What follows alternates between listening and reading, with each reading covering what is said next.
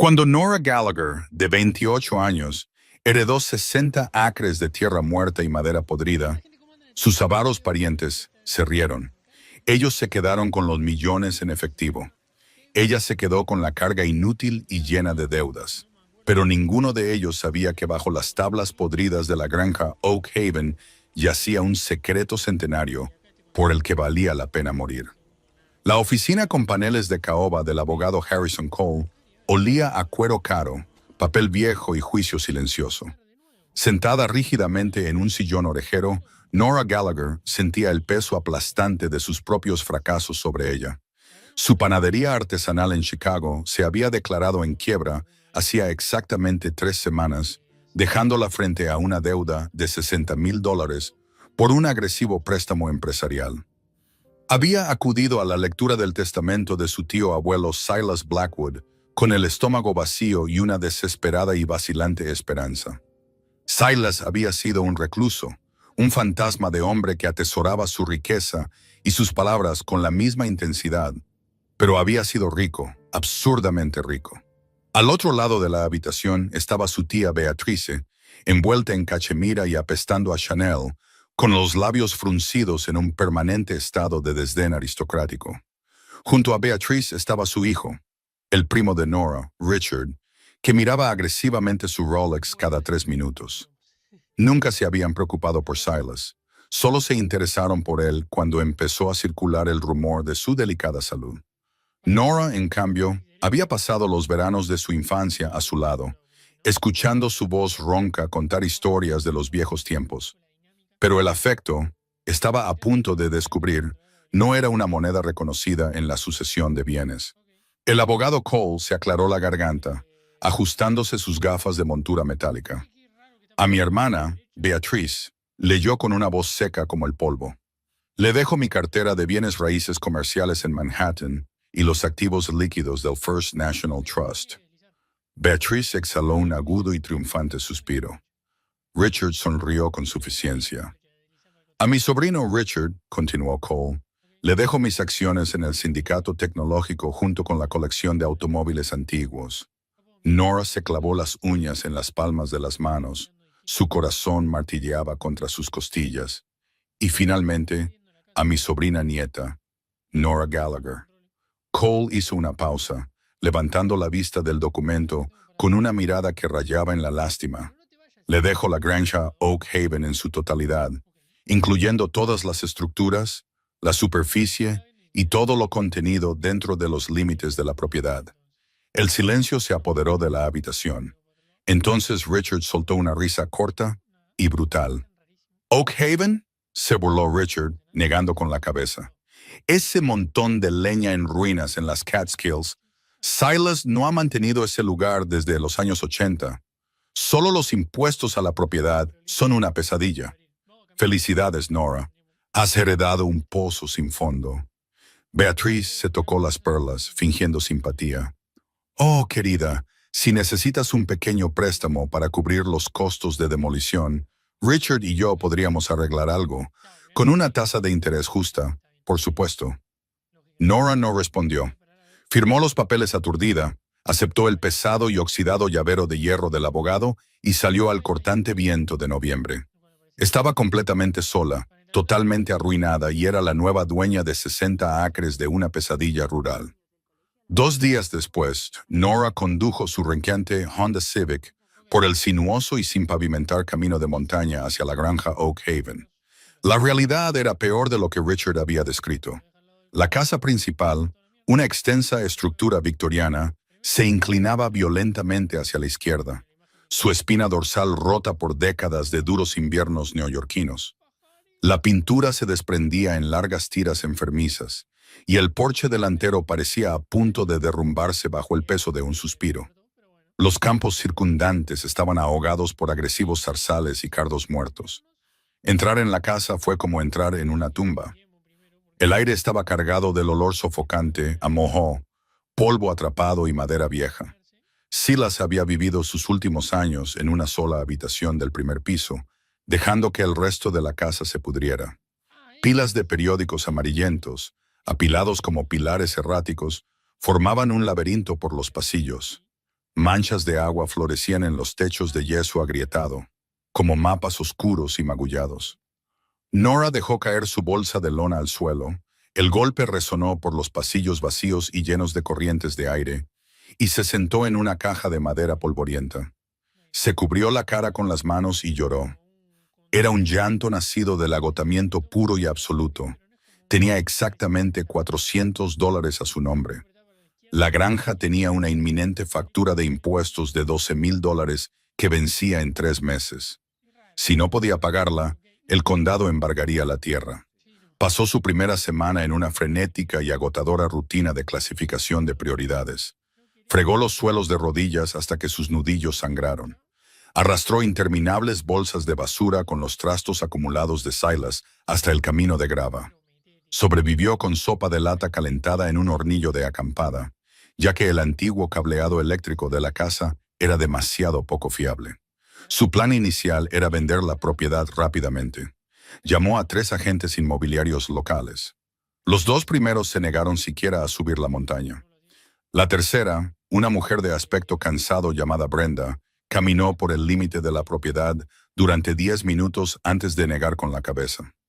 «La tierra está muerta, cariño», le dijo Brenda, pasando con cuidado sobre una tabla podrida del porche. «El suelo es tóxico por un antiguo vertido químico a 1 milla de aquí en los años 70. No puedes cultivarlo. La casa es para demoler. Los cimientos están agrietados. Sinceramente tendrías suerte si consiguieras $20,000 por todo el lote. Y llevaría años encontrar un comprador lo suficientemente loco como para aceptarlo. $20,000 ni siquiera cubrirían su deuda empresarial». Nora estaba atrapada. Oak Haven no era una herencia. Era una sentencia de prisión. Pero Nora Gallagher era terca, un rasgo que compartía con el anciano que le había dejado este desastre. Si no podía venderla, la desmantelaría. Recuperaría cada trozo de tubería de cobre, cada tabla de madera de granero antigua y cada trozo de hierro que pudiera arrancar para venderlo como chatarra. Empezó por el enorme granero de piedra en ruinas que había detrás. El granero era más antiguo que la casa, construido en algún momento a finales del 1800. Su techo se había derrumbado parcialmente, atrapando décadas de escombros bajo una gruesa capa de tejas podridas y musgo.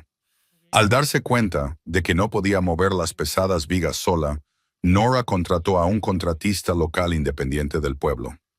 Wyatt Hayes era un hombre callado y de hombros anchos, de unos 30 y tantos años, con el ceño siempre fruncido, las manos callosas como cuero seco y una vieja retroexcavadora amarilla.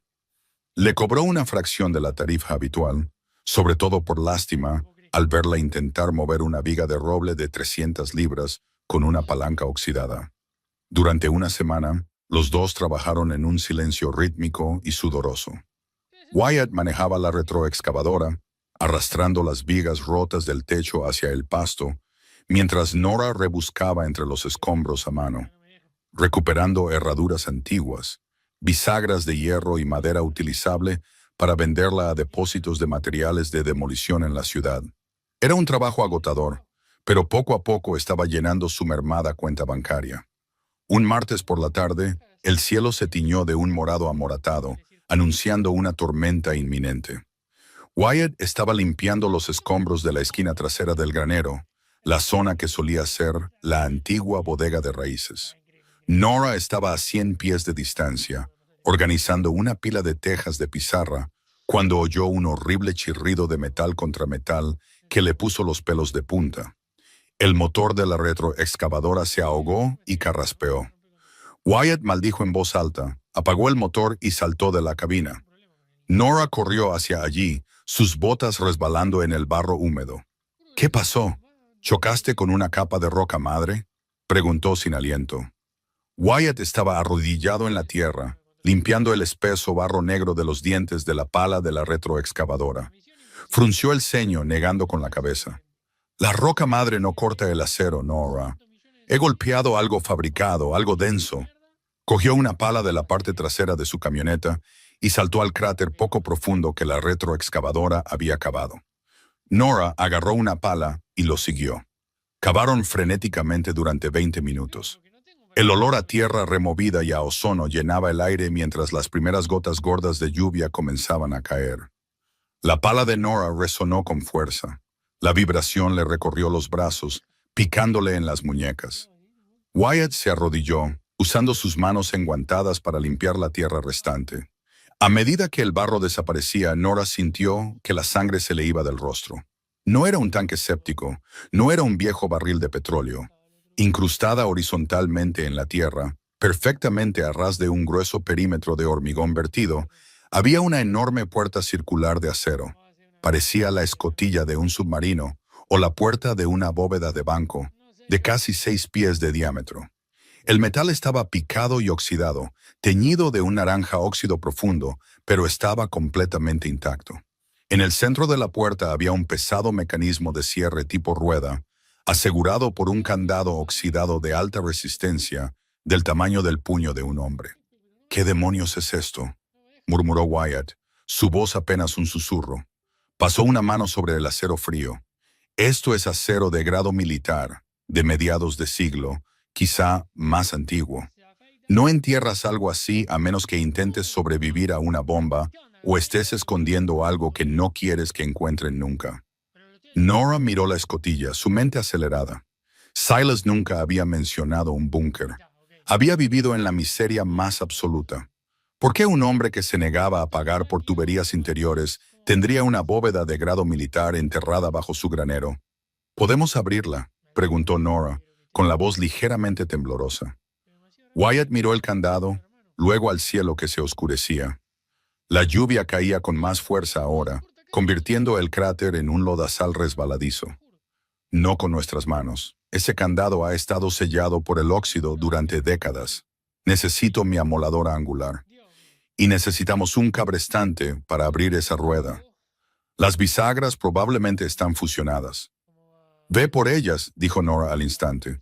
Wyatt dudó. Nora, deberíamos llamar al condado o a la policía. Si esto es un viejo tanque de almacenamiento de productos químicos o un pozo sellado, abrirlo podría liberar gases tóxicos. La gente solía enterrar todo tipo de residuos ilegales por aquí. Nada de policía, dijo Nora bruscamente, sorprendiéndose a sí misma por su propia intensidad. Recordó la risa burlona de Richard. Recordó la cara de suficiencia de Beatriz. Has heredado un pozo sin fondo. Si había algo ahí abajo, algo valioso, no iba a dejar que el condado lo enredara en burocracia. Tampoco dejaría que su tía y su primo impugnaran de repente el testamento porque la propiedad resultara tener valor. Wyatt, por favor, te pagaré el doble de tu tarifa diaria. Solo corta el candado. Wyatt la miró durante un largo momento, la lluvia pegándole el pelo oscuro a la frente. Finalmente, asintió. Salió del pozo, corriendo hacia su camioneta. 10 minutos después, regresó con un generador portátil de alta resistencia, un grueso cable de extensión naranja y una amoladora angular de aspecto feroz. El chirrido de la amoladora mordiendo el candado de acero endurecido era ensordecedor. Las chispas llovían sobre el barro como un violento espectáculo de fuegos artificiales. Fueron 20 minutos de trabajo agónico, cambiando 2 discos de corte quemados, antes de que el enorme candado finalmente cediera con un pesado sonido metálico. Wyatt agarró una pesada palanca de hierro, encajándola en los radios de la rueda central.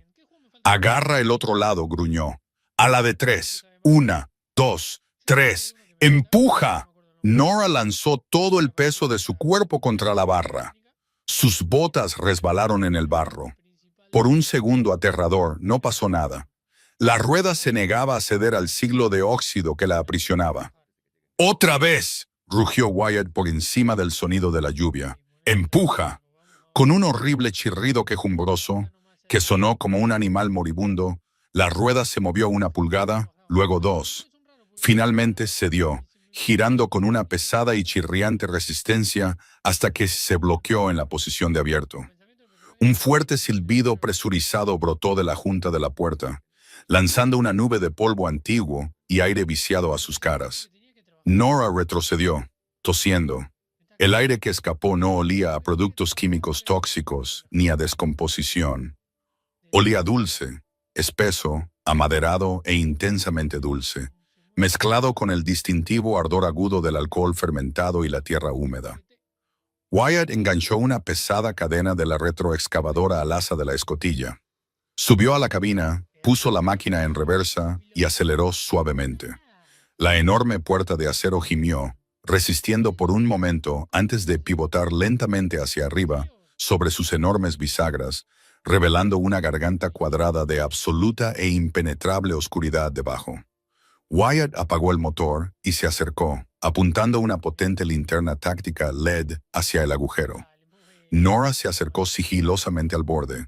Su corazón latía tan fuerte que podía oírlo en sus oídos. El haz de luz atravesó las motas de polvo flotantes, iluminando una amplia escalera perfectamente conservada de hormigón armado que descendía profundamente en la tierra. No parecía un búnker, parecía una instalación industrial. ¿Estás segura de esto, Nora?, preguntó Wyatt con la voz tensa. Una vez que bajemos, ya no habrá vuelta atrás. Nora miró hacia la ruinosa y patética casa de campo. Pensó en su cuenta bancaria vacía. Pensó en Silas, el anciano reservado que básicamente le había entregado un mapa del tesoro disfrazado de maldición. «Enciende las linternas», dijo Nora, pisando el primer escalón de hormigón. «Vamos a entrar». El haz de la potente linterna de Wyatt atravesó la penumbra, iluminando una amplia escalera de hormigón armado perfectamente conservada. Descendía en espiral, adentrándose profundamente en la tierra. El aire que subió a su encuentro no era viciado ni tóxico. Era rico, denso y embriagador. Olía a roble carbonizado, vainilla, piedra húmeda y el toque agudo e innegable de los licores fermentados. «Pégate a la pared», instruyó Wyatt, su voz resonando en el techo curvo de hormigón. Pisó el primer escalón, sus pesadas botas crujiendo sobre décadas de polvo intacto. Nora lo siguió, con el corazón martilleándole en las costillas como un pájaro atrapado. Descendieron 50 escalones antes de que la escalera terminara abruptamente en una segunda puerta. Esta era de hierro pesado y remachado, y estaba entreabierta. Más allá se extendía un abismo de oscuridad pura y sofocante.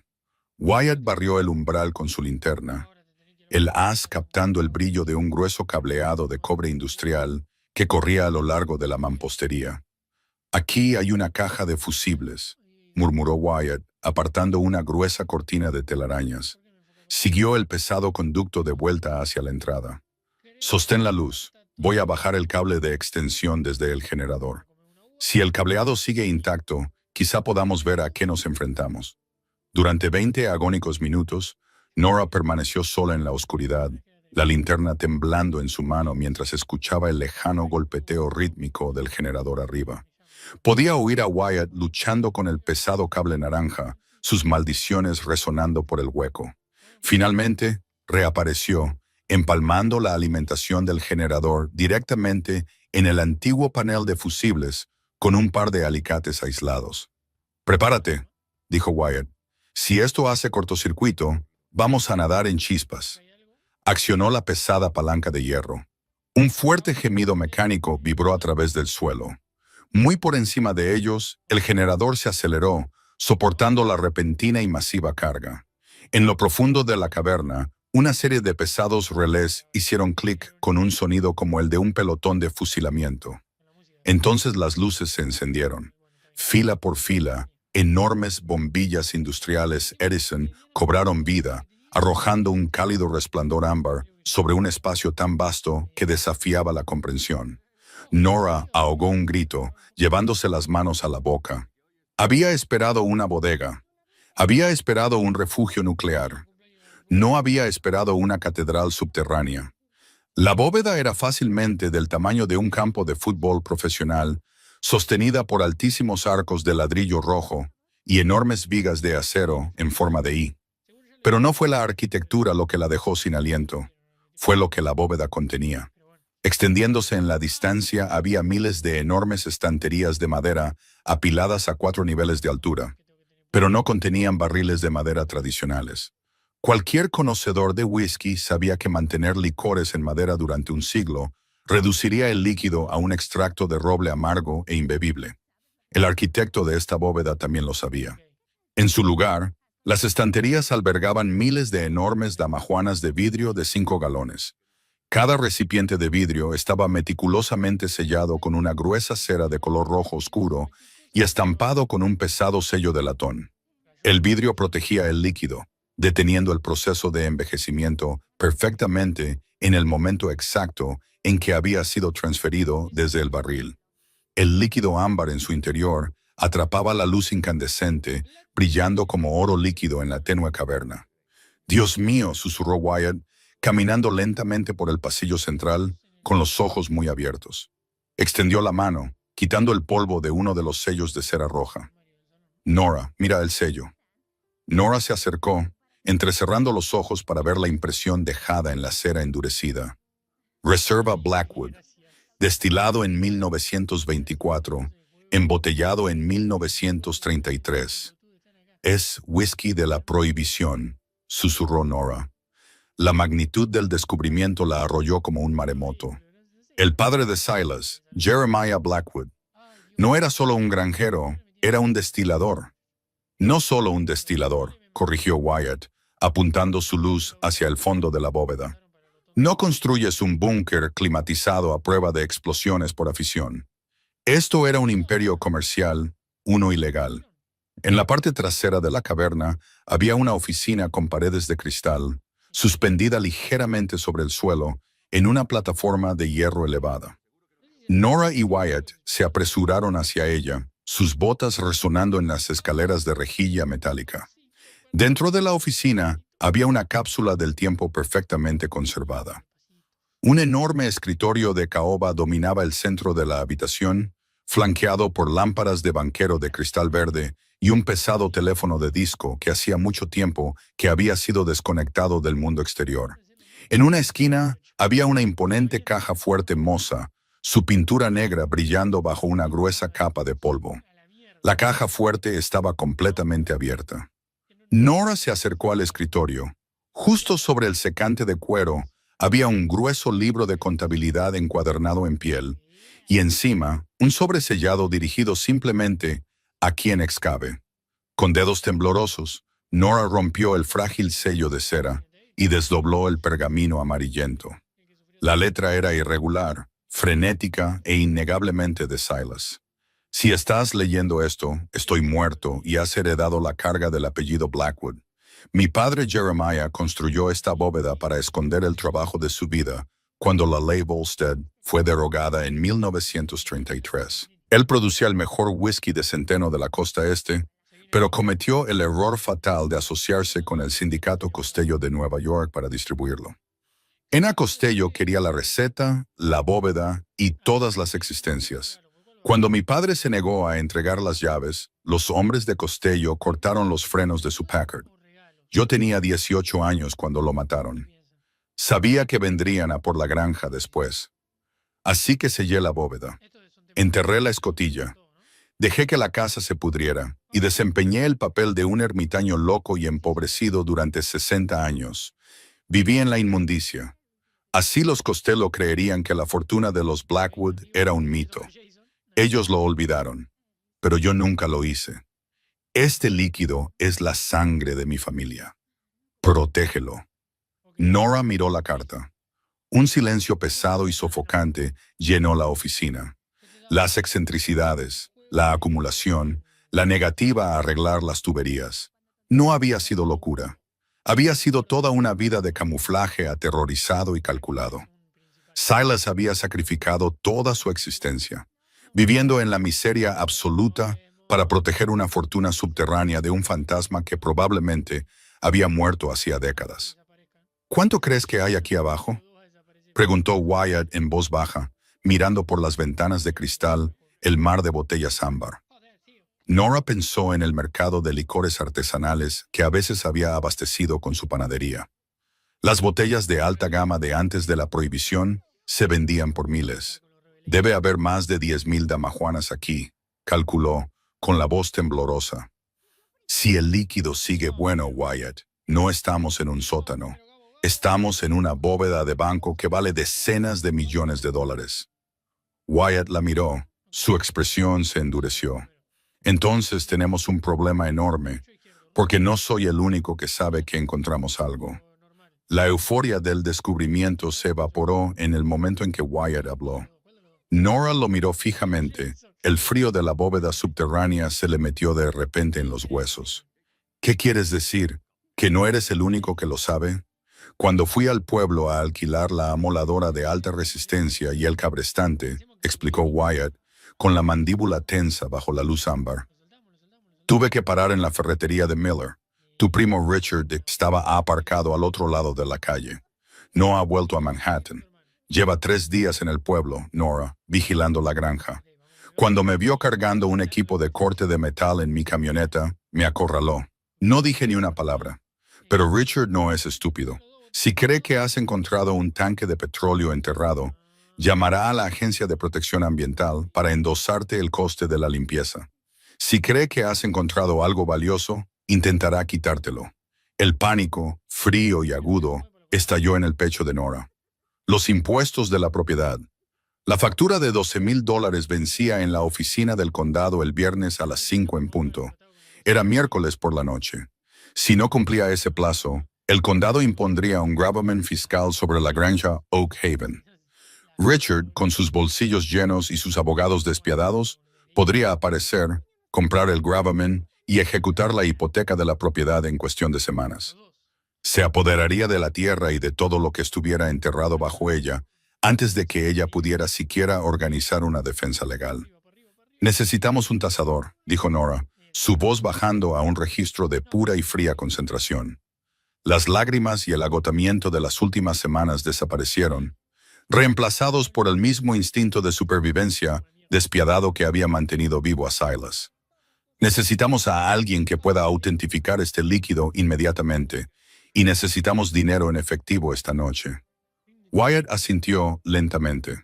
Conozco a un tipo en la ciudad, Preston Whitaker. Se dedica a antigüedades raras y liquidaciones de patrimonios para los ultra ricos. Es discreto, pero su comisión es alta.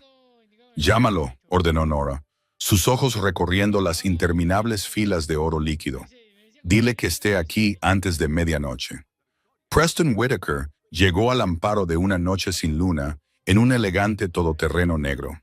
Era un hombre de rasgos afilados, pelo plateado y un traje de color carbón impecablemente cortado que parecía totalmente fuera de lugar en las embarradas Catskills. Cuando Wyatt lo guió por las escaleras de hormigón hasta la bóveda, Preston se detuvo en seco. Dejó caer su caro maletín de cuero sobre la rejilla, con la boca ligeramente abierta. «Madre de Dios», susurró Preston, caminando hacia la estantería más cercana como si se acercara a un altar religioso. «Es un mito. La Reserva Blackwood, las existencias perdidas de Costello. ¿Realmente existe?» Preston exigió una cata inmediata. Wyatt extrajo con cuidado una damajuana de 5 galones, colocándola sobre el pesado escritorio de caoba en la oficina de cristal. Preston sacó un bisturí quirúrgico caliente de su maletín, perforando con cuidado el sello de cera roja de 90 años. Extrajo exactamente 1 onza del líquido ámbar oscuro con una pipeta de vidrio, transfiriéndola a una copa de cata de cristal. El aroma llenó instantáneamente el pequeño espacio. Caramelo rico, nuez pecana tostada, cereza negra y una evocadora brizna de cuero antiguo. Preston tomó un sorbo, cerrando los ojos. Permaneció perfectamente quieto durante 1 minuto entero, dejando que el complejo alcohol floreciera en su paladar. Cuando abrió los ojos, brillaban con una intensidad casi febril. «Es impecable», susurró. Las damajuanas de vidrio detuvieron la oxidación perfectamente. «Es el whisky de centeno más exquisito que he probado en mi vida. Señorita Gallagher, si lleva esto a una casa de subastas pública como Sotheby's, tardarán meses en catalogarlo, pero superará fácilmente los $50 millones. «No tengo meses», dijo Nora rotundamente, cruzándose de brazos. «Tengo 48 horas para pagar una factura de impuestos de $12,000 o perderé la granja por completo. Necesito una venta privada inmediata». Preston sonrió, una sonrisa aguda y depredadora que no llegó a sus ojos. Represento a un sindicato de coleccionistas privados en Tokio y Londres que matarían por la oportunidad de adquirir las primeras botellas de la Reserva Blackwood. Le compraré 3 damajuanas ahora mismo en efectivo por $500,000. Considérelo un adelanto y una comisión de intermediario por los derechos exclusivos para subastar el resto. Hecho, dijo Nora. Pasaron la siguiente hora cargando con cuidado los 3 pesados recipientes de vidrio en cajas acolchadas y seguras en la parte trasera del todoterreno de Preston. Preston le entregó a Nora un pesado maletín de cuero que contenía $500,000 en fajos de billetes de 100. Se sentía más pesado y peligroso que cualquier cosa que hubiera sostenido antes. Pero mientras las luces traseras de Preston desaparecían por el sinuoso camino de montaña, un par de faros se encendieron de repente al final del camino de entrada, bloqueando la salida. Un Mercedes plateado subió lentamente por el camino de grava, seguido de cerca por un Ford Explorer negro con la estrella del sheriff del condado en el lateral. Y Nora se le encogió el corazón. Wyatt se puso delante de ella, cruzando instintivamente sus gruesos brazos. Las puertas se abrieron. Richard salió al patio embarrado, con una sonrisa de suficiencia y triunfo. Estaba flanqueado por un hombre de aspecto grasiento, con un traje barato, y el sheriff Miller, un hombre mayor que parecía muy incómodo de estar allí. Vaya, vaya, se burló Richard, caminando con cuidado para no arruinar sus mocasines con el barro. Sabía que el viejo Silas escondía algo. ¿Qué desenterraste, Nora? ¿Lingotes de oro? ¿Efectivo? Estás invadiendo propiedad privada, Richard, dijo Nora, su voz temblando de rabia contenida. En realidad, no lo está, dijo el hombre grasiento, dando un paso adelante. Soy Gordon Ellis, asesor legal de su primo. Hemos presentado una orden judicial de emergencia en el condado. Según la ley estatal, la herencia de estructuras y superficie no confiere derechos subterráneos si un búnker sin permiso representa un peligro ambiental. El sheriff está aquí para declarar la propiedad en ruina hasta que se pueda hacer una excavación completa. El sheriff Miller se inclinó el sombrero a modo de disculpa. Lo siento, Nora, pero si hay un peligro ahí abajo tengo que cerrar la propiedad. Nadie entra ni sale. La sonrisa de Richard se ensanchó hasta convertirse en una mueca. Y una vez que la propiedad sea declarada en ruina, no podrás pagar esa pequeña factura de impuestos mañana. La granja entra en impago. Yo compro el gravamen, me quedo con todo. Nora miró el maletín en su mano. Luego miró a Richard. Sheriff, dijo Nora, su voz de repente firme, resonando en el aire fresco de la noche. Sacó de su chaqueta la copia legalmente vinculante del testamento de Silas. Lea la sección resaltada. Miller entrecerró los ojos, sacando una linterna de su cinturón. Dejó la granja Oak Haven en su totalidad, incluyendo todas las estructuras, la superficie y todo lo contenido dentro de los límites de la propiedad, desde el cielo de arriba hasta la roca madre de abajo. El sheriff frunció el ceño al abogado. Abogado, este testamento le concede explícitamente los derechos subterráneos. Es irrefutable. Es un peligro, balbuceó Ellis. Exigimos un registro. Consiga una orden judicial, dijo Nora con frialdad. Caminó hacia su Civic, arrojando el pesado maletín de dinero en el asiento del pasajero. Wyatt se interpuso suavemente frente a Richard, bloqueándole el paso con su gran tamaño. Mientras Nora arrancaba el motor y pasaba junto a ellos, dirigiéndose directamente al banco, los dejó impotentes en el barro. El juego había terminado y ella había ganado. Hoy Oak Haven ya no es una reliquia en ruinas, sino la sede de la Reserva Blackwood, que produce el whisky de herencia más codiciado de América. Nora pagó sus deudas, restauró la casa victoriana y construyó un legado desde cero. Sus parientes nunca vieron ni un centavo. A veces, los mayores tesoros no se te entregan en bandeja de plata. Están enterrados en el barro, esperando a que alguien esté dispuesto a cavar.